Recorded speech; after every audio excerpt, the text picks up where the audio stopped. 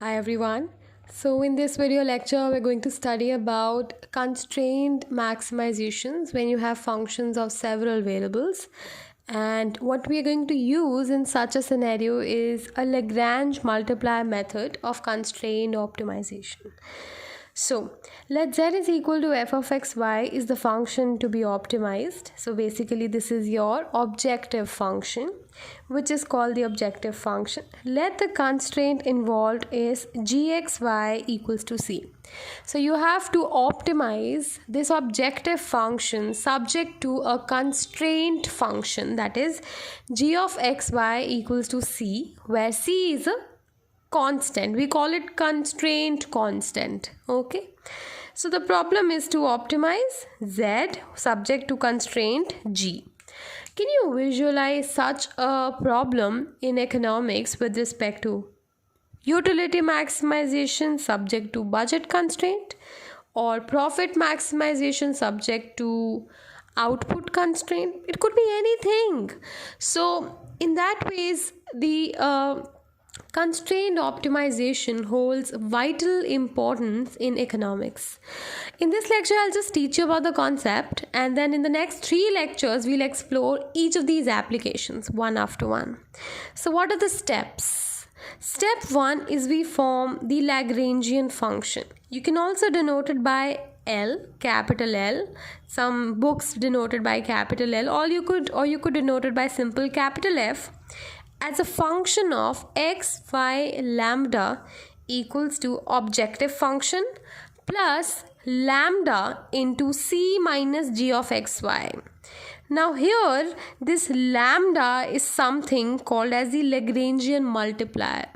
Its economic interpretation I'll be telling you later on, but for now you can understand that this is the setup of your constrained optimization.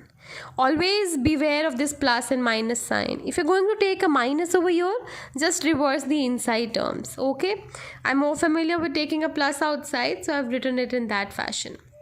Second step, what do you do once you have your Lagrangian function is you go ahead with the first order and second order condition. Now first order conditions are putting the first order partial derivative equal to 0. That means I'll derivate this f with respect to x, and then with respect to y, and then with respect to lambda, because my function is a function of 3 arguments, x, y and lambda.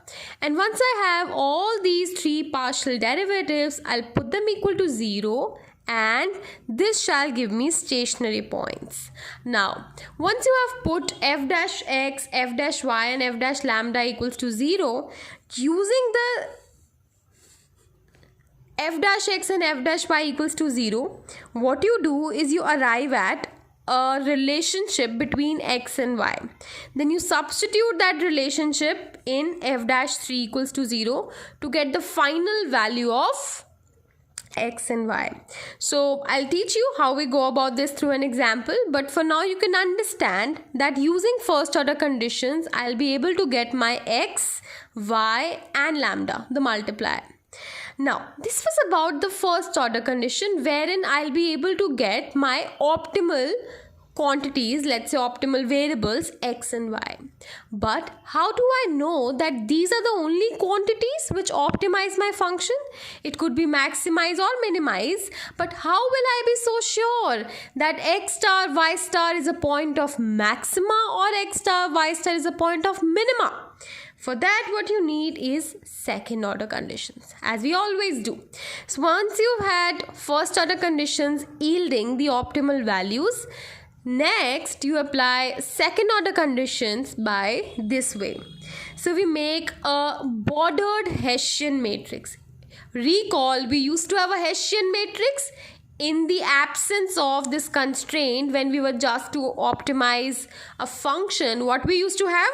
A Hessian matrix like this: f dash xx, f dash xy, f dash yx, f dash yy. Could be interpreted in terms of 1 1 1 2, doesn't matter. Now what has happened, I have actually enclosed my earlier Hessian matrix, which is this portion, by a border. What is that border? Border is 0, G-1, G-2, and likewise here also G-1, G-2.